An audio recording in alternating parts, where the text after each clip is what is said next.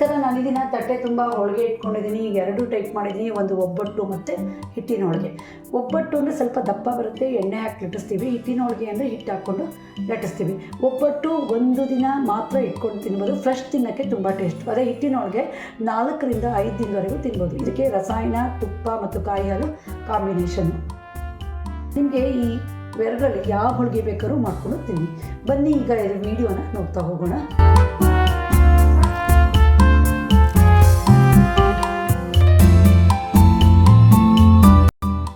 ಒಂದು ಬೌಲಷ್ಟು ಕಡಲೆಬೇಳೆನ ತೊಳೆದಿಟ್ಕೊಂಡಿದ್ದೀನಿ. ಅದಕ್ಕೆ 3 ರಿಂದ 4 ಲೋಟದಷ್ಟು ನೀರು ಹಾಕೋಣ. 4 ರಿಂದ 5 ಗಂಟೆ ನೆನೆಯೋಕೆ ಬಿಡೋಣ. ಅಳತೆ ಕಡಲೆಬೇಳೆಗೆ 6 ಪಟ್ಟಷ್ಟು ನೀರು ಹಾಕಿದ್ದೀನಿ. ಈಗ ಇದಕ್ಕೆ ಅರಿಶಿನ ಹಾಕೋಣ, 1/4 ಸ್ಪೂನು. 1 ಸ್ಪೂನಷ್ಟು ಎಣ್ಣೆ ಹಾಕೋಣ. ಈಗ ನೆನೆದಿರೋ ಕಡಲೆಬೇಳೆ ಇದೆಯಲ್ಲ, ಅದನ್ನು ಹಾಕೋಣ. ಅಂದರೆ 4 ರಿಂದ 5 ಗಂಟೆ ನೆನೆಸಿರಬೇಕು. 7 ರಿಂದ 8 ವಿಷಲ್ ಕುಗ್ಸೋಣ. ಮೀಡಿಯಮ್ ಊರಲ್ಲಿ ಇಟ್ಬಿಟ್ರೆ ಸರಿ.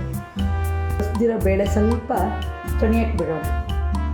ಒಬ್ಬಟ್ಟಿಗೆ ಕಾಯಿ ಹಾಕಿದ್ರೆ ತುಂಬ ಟೇಸ್ಟು. 4 ಪಾವು ಕಡಲೆಬೇಳೆ ತೊಗೊಂಡ್ರೆ 1 ಪಾವು ಕಾಯಿ ಹಾಕ್ತೀವಿ. ನಾನಿಲ್ಲಿ 1 ಬೌಲಿಗೆ 1/4 ಬೌಲಷ್ಟು ತೊಗೊಂಡಿದ್ದೀನಿ. ಮಿಕ್ಸಿ ಜಾರಿಗೆ ಹಾಕಿದ್ದೀನಿ. ಒಂದ್ಸರಿ ಪುಡಿ ಮಾಡ್ತೀನಿ. ಪುಡಿ ಮಾಡೋಕ್ಕೆ 1/4 ಚಮಚದಷ್ಟು ಏಲಕ್ಕಿ ಪುಡಿ ಹಾಕೋಣ. ಹಾಗೆ ಉಪ್ಪು ಬೇಕು, ಇಷ್ಟು ಹಾಕೋಣ. ಅಂದರೆ 1/4 ಚಮಚದಲ್ಲೂ ಖಾರ. ಇದಕ್ಕೆ ಬೆಲ್ಲ ಹಾಕ್ತಾರೆ, ಹಾಗೆ ಸಕ್ಕರೆನೂ ಹಾಕ್ತಾರೆ. ನಾನಿಲ್ಲಿ ಸಕ್ಕರೆ ಹಾಕ್ತೀನಿ, ನೀವು ಸಕ್ಕರೆ ಬದಲು ಬೆಲ್ಲ ಹಾಕಿ. ಸಕ್ಕರೆ ಹೇಗೆ ಅಂದರೆ 1 ಅಳತೆ ಕಡಲೆಬೇಳೆಗೆ ಅಷ್ಟೇ ಅಳತೆ ಸಕ್ಕರೆ ಅಥವಾ ಬೆಲ್ಲ. ನಾನೀಗ ಸಕ್ಕರೆ ಹಾಕಿ ಈಗ ಇದಕ್ಕೆ ಬೇಯಿಸಿರುವ ಕಡಲೆಬೇಳೆ ಹಾಕಿ ನಯಸ್ಸಾಗಿ ರುಬ್ಬಿಟ್ರೆ ಸರಿ. ಹೂರಣಕ್ಕೆ ರೆಡಿ ಆಗುತ್ತೆ. ಅಂದರೆ ನಂತರ ಮುಗಿಸ್ಬೇಕು. ಮಧ್ಯೆ ಮಧ್ಯೆ ಗ್ಯಾಸ್ ಔಟಲ್ಲಿ ಊಟಾಯಿಸ್ಬೇಕು. ಅಂದರೆ ಬುಡ ಹಿಡಿದ್ಬಿಟ್ರೆ ಕಷ್ಟ. ಈಗ ನೋಡಿ, ಈ ಹದಕ್ಕೆ ಬರಬೇಕು ಹೂರಣ. ಈಗ ಇದು ತಣ್ಣಗಾದ್ಮೇಲೆ ಇದು ಈ ಹದದಲ್ಲಿ ಬರಬೇಕು. ಈಗ ಹೋಳಿಗೆಗೆ ಕಣಕ ಕಲಿಸ್ಬೇಕು. ಕಣಕಕ್ಕೆ ಸಾಟಿ ಅಂತ ಹಾಕ್ತಾರೆ. ಸಾಟಿ ಅಂದರೆ ಇಲ್ಲಿ 1 ಸ್ಪೂನು ಅಕ್ಕಿ ಹಿಟ್ಟು, 1 ಸ್ಪೂನ್ ತುಪ್ಪ ತೊಗೊಂಡಿದ್ದೀನಿ, 1/4 ಸ್ಪೂನ್ ಅರಿಶಿನ, 1/4 ಸ್ಪೂನ್ ಉಪ್ಪು ತೊಗೊಂಡಿದ್ದೀನಿ. ಈಗ 1 ಸ್ಪೂನ್ ತುಂಬ ಎಣ್ಣೆ ಹಾಕ್ತೀನಿ. ಈಗ ಇದನ್ನು ಚೆನ್ನಾಗಿ ಹೀಗೆ ನೊರೆ ಬರೋಷ್ಟು ತಿಕ್ಕಿ ಕಲಿಸ್ಬೇಕು. ಕಡಲೆಬೇಳೆಗೆ ಅದರ 2 ಪಟ್ಟು ಮೈದಾ ಹಿಟ್ಟು, ಅಂದರೆ ಮೈದಾ ಹಿಟ್ಟು ಅಷ್ಟೇ 1 ಲೋಟ ಅಂದರೆ ಅದಕ್ಕೆ ಸ್ವಲ್ಪ ಒತ್ತಿ ಹಾಕಬೇಕು ತುಂಬ. ಈಗ ಮೈದಾ ಹಿಟ್ಟು ಹಾಕಿದ ಮೇಲೆ ಇದನ್ನು ಚೆನ್ನಾಗಿ ಕಲಿಸ್ಬೇಕು. ಅಂದರೆ ಮಿಕ್ಸ್ ಆಗಬೇಕು ಈ ಸಾಟಿ ಜೊತೆ. ಹೀಗೆ ನೋಡಿ, ಅದ್ರ ಜೊತೆ ಸೇರ್ಕೊಬೇಕು. ಈಗ ನೋಡಿ, ಚೆನ್ನಾಗಿ ಪುಡಿ ಆಗಂಗೆ ಆಗಬೇಕು. ನೋಡಿ, ಹಿಂಗೆ ಬರುತ್ತಲ್ಲ. ಈಗ ನೀರು ಸ್ವಲ್ಪ ನೋಡಿ ಹಾಕಬೇಕಕ್ಕೆ. ಒಂದೇ ಸರಿ ಅಷ್ಟು ನೀರು ಹಾಕಬಾರ್ದು. ಈಗ ಇಷ್ಟಾಗಿದೆ, ಇನ್ನೂ ಸಾಲದು. ಇನ್ನೊಂದು ಸ್ವಲ್ಪ ನೀರು ಹಾಕೋಣ. ಪುನಃ ಮತ್ತೆ ಕಲಸೋಣ. ನೋಡಿ, ಈ ಅಳತೆಗೆ ಬಂದಮೇಲೆ ನೀರು ಸಾಕು.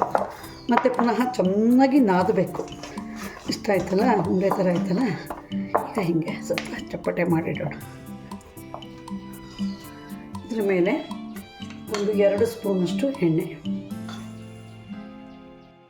1 ಕಡಲೆಬೇಳೆ, 2 ಮೈದಾ ಹಿಟ್ಟು ತೊಗೊಂಡಿದ್ದೆನಲ್ಲ. ನೀರು ಅಳತೆ ಪ್ರಕಾರ ನೋಡಿದರೆ 1ಕ್ಕೆ 1/4, 2ಕ್ಕೆ ಅರ್ಧ. ಸಿದ್ಮೇಲೆ ಒಂದು ಬಟ್ಲನ್ನು ಹೀಗೆ ಕೌಚಿಟ್ಬಿಡೋಣ. 4 ರಿಂದ 5 ಗಂಟೆ ನೆನೆಯೋಕೆ ಬಿಡಬೇಕು. ಬಟ್ಲನ್ನು ತೆಗಿಯೋಣ. ನೋಡಿ, ಎಣ್ಣೆ ಕುಡಿದು ಸ್ವಲ್ಪ ಮೆತ್ತಗಾಗಿದೆ, ಆದರೆ ಇನ್ನೂ ಮೆತ್ತಗಾಗಬೇಕು. ಒಂದು 10 ನಿಮಿಷ ನಾದಬೇಕು ಹೀಗೆ ಚೆನ್ನಾಗಿ. ನೀವು ಎಷ್ಟು ಚೆನ್ನಾಗಿ ನಾದ್ತೀರೋ ಅಷ್ಟು ಚೆನ್ನಾಗಿ ಹೋಳಿಗೆ ಬರುತ್ತೆ. ನೋಡಿ, ಈ ಹದಕ್ಕೆ ಬರಬೇಕು, ಇಷ್ಟು ಸ್ಮೂತಾಗಿ. ಹೀಗೆ ಬೆರಳಿಟ್ಕೊಂಡು ಈ ಥರ ಉಂಡೆ ಇಷ್ಟು ಬಂದರೆ ಸಾಕು. ಈಗ ಹೂರಣ ಒಂದ್ಸರಿ ಕೈಯಲ್ಲಿ ಕಲಸೋಣ. ಉಂಡೆ ಇಷ್ಟು, ತುಂಬ ತಿಕ್ಕೋದು ಬೇಡ. ನೋಡಿ, ಇಷ್ಟು ರೌಂಡಾಗಿ ಮಾಡಿಟ್ಕೊಂಡು ಸರಿ. ಅಂದರೆ ಕಣಕ ಮತ್ತು ಹೂರಣದ ಉಂಡೆ ಒಂದೇ ಹದದಲ್ಲಿರಬೇಕು. ಇದು ಗಟ್ಟಿ ಇದ್ದರೆ ಕಣಕನೂ ಗಟ್ಟಿ ಇರಬೇಕು, ಇದು ಮೆತ್ತಗಿದ್ರೆ ಕಣಕನೂ ಮೆತ್ತಗಿರಬೇಕು. ಆವಾಗಲೇ ಹೋಳಿಗೆ ಚೆನ್ನಾಗಿ ಬರುತ್ತೆ. ಕಣಕ ಮತ್ತು ಹೂರಣ ರೆಡಿ ಇದೆ ನೋಡಿ, ಒಂದೇ ಹದದಲ್ಲಿ ಬಂದಿದೆ. ಈಗ ಕಣಕ ತಗೊಳ್ಳೋಣ. ಹೀಗೆ ಸ್ವಲ್ಪ ಬಿಡಿಸೋಣ. ಚೂರು ಕೈಗೆ ಎಣ್ಣೆ ಹಚ್ಕೊಬೇಕು, ಲೈಟಾಗಿ ಅಷ್ಟೇ, ತುಂಬ ಎಣ್ಣೆ ಬೇಡ. ಈಗ ಹೀಗೆ ಫಿಲ್ ಮಾಡೋದು, ಸ್ವಲ್ಪ ಹಿಂಗೆ ಎಳೆಯೋದು, ಫಿಲ್ ಮಾಡೋದು. ಈ ಫಿಲ್ ಮಾಡೋದು ತುಂಬ ಚೆನ್ನಾಗಿ ಬರಬೇಕು, ಇಲ್ಲ ಅಂದರೆ ಹೋಳಿಗೆ ಅಷ್ಟು ಚೆನ್ನಾಗಿ ಒತ್ತಕ್ಕೆ ಬರೋಲ್ಲ, ಕಣ್ಕ ಮತ್ತು ಹೂರಣ ಬೇರೆ ಆಗಿಬಿಡುತ್ತೆ. ಈಗ ಈ ಭಾಗವನ್ನು ಒತ್ತಕ್ಕೆ ತೊಗೊಂಡು ಇದನ್ನು ಮೇಲೆ ಇಡಬೇಕು. ಹೋಳಿಗೆ ಪೇಪರ್ ತೊಗೊಂಡಿದ್ದೀನಿ ನಾನು. ಈಗ ಕೈಯಲ್ಲಿ ಒಂದು ಸರಿ ಪ್ರೆಸ್ ಮಾಡೋದು, ಲಟ್ಟಣಿಗೆಗೆ ಎಣ್ಣೆ ಸವರ್ಕೊಬೇಕು, ಇಲ್ಲಾಂದರೆ ಲಟ್ಸಕ್ಕೆ ಬರೋಲ್ಲ.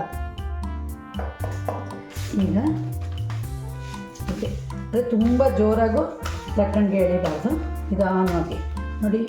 ಕಣ್ಕ ಮತ್ತು ಹೂರಣ ತುಂಬಿದ್ದು ಎಷ್ಟು ಚೆನ್ನಾಗಾಗಿದೆ, ಅದಕ್ಕೆ ಹೋಳಿಗೆ ಚೆನ್ನಾಗಿ ಒತ್ತಕ್ಕೆ ಬರುತ್ತೆ. ಯಾವತ್ತೂ ಅಷ್ಟೇ, ನಾವು ಹೋಳಿಗೆ ಒಬ್ಬಟ್ಟು ಅಂತೆಲ್ಲ ಹೇಳ್ತೀವಿ, ಈ ಒಬ್ಬಟ್ಟಿಗೆಲ್ಲ ತುಂಬ ದೊಡ್ಡದಾಗಿ ಒತ್ತಲ್ಲ. ಒಬ್ಬಟ್ಟಂದರೆ ಲೆಕ್ಕಕ್ಕೆ ಅಂಗೈ ಅಗಲ ಅಂತಲೇ ಇರೋದು, ಆದರೆ ಹಾಗೆ ಮಾಡಿದಾಗ ಸ್ವಲ್ಪ ದಪ್ಪ ಬರುತ್ತೆ, ತಿನ್ನೋಕ್ಕಷ್ಟು ಚೆನ್ನಾಗಾಗಲ್ಲ ಅಂತ ನಾವು ಸ್ವಲ್ಪ ತೆಳ್ಳಗೆ ಮಾಡ್ತೀವಿ. ಈಗ ಕಾವಲಿ ಕಾದಿದೆ, ಬಾರ್ದು ಇಷ್ಟೇ ಟಚ್ ಮಾಡೋದಷ್ಟೇ. ಎಣ್ಣೆಣ್ಣೆ ಆದರೆ ತಿನ್ನೋಕ್ಕಾಗೋಲ್ಲ. ಈಗ ನೋಡಿ, ಸ್ವಲ್ಪ ಕಾಯಕ್ಕೆ ಬಿಡ್ಬೇಕಂದ್ರೆ ಈ ಬಣ್ಣ ಚೇಂಜ್ ಆಗಬೇಕು ಮೇಲ್ಭಾಗ. ನೋಡಿ ಹೋಳಿಗೆ ಹೇಗೆ ಉಪ್ಕೊಂಡಿದೆ ಅಂತ. ಇದೇ ಹದದಲ್ಲಿ ಮಾಡಬೇಕು ಯಾವಾಗಲೂ ಅಷ್ಟೇ, ಅವಾಗ ತುಂಬ ಮೃದುವಾಗಿ ಬರುತ್ತೆ, ರುಚಿಯಾಗಿ ಬರುತ್ತೆ. ಅವರಿಗೆ ಒಬ್ಬಟ್ಟು ಇಷ್ಟ ಆಗಲ್ಲ, ಎಣ್ಣೆ ಅನಿಸುತ್ತೆ, ಹಾಗೆ ಅದು ಒಂದಿನಕ್ಕೆ ಮಾತ್ರ ತಿನ್ನಕ್ಕೆ ಬರೋದು ಅಂತಾದಾಗ ಪುನಃ ಏನು ಮಾಡ್ಬೋದು ಅಂದರೆ ಹಿಟ್ಟಿನ ಹೋಳಿಗೆ ಮಾಡಿ ಇಟ್ಕೊಬೋದು.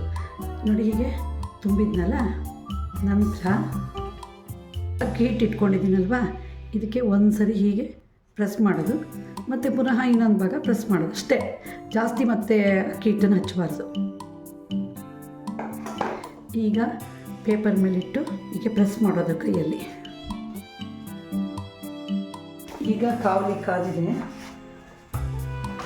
ಇದಕ್ಕೆ ಪ್ಲಾಸ್ಟಿಕ್ ಹಾಕೋದು ಬೇಡ, ಒತ್ತಿರೋ ಪ್ಲಾಸ್ಟಿಕ್ಕು, ಯಾಕಂದರೆ ಕೈಯಲ್ಲೇ ಎತ್ತಕ್ಕೆ ಬರುತ್ತೆ ಹಿಟ್ಟು ಹಾಕಿರೋದ್ರಿಂದ. ಮೇಲೆ ಎಣ್ಣೆನೂ ಬೇಡ, ಉರಿ ಮತ್ತು ಮೀಡಿಯಮ್ ಇಟ್ಕೊಳ್ಳೋಣ. ನೋಡಿದ್ರಲ್ಲ ರುಚಿಯಾದ ಒಬ್ಬಟ್ಟು ಅಥವಾ ಹೋಳಿಗೆ ಮಾಡೋದು ಹೇಗೆ ಅಂತ. ನೀವು ಒಮ್ಮೆ ಟ್ರೈ ಮಾಡಿ, ಇದರ ರುಚಿ ನೋಡಿ, ಕಮೆಂಟ್ ಬಾಕ್ಸಲ್ಲಿ ಕಮೆಂಟ್ ಹಾಕಿ, ವಿಡಿಯೋ ಶೇರ್ ಮಾಡಿ, ಸಬ್ಸ್ಕ್ರೈಬ್ ಮಾಡಿ. ಧನ್ಯವಾದಗಳು.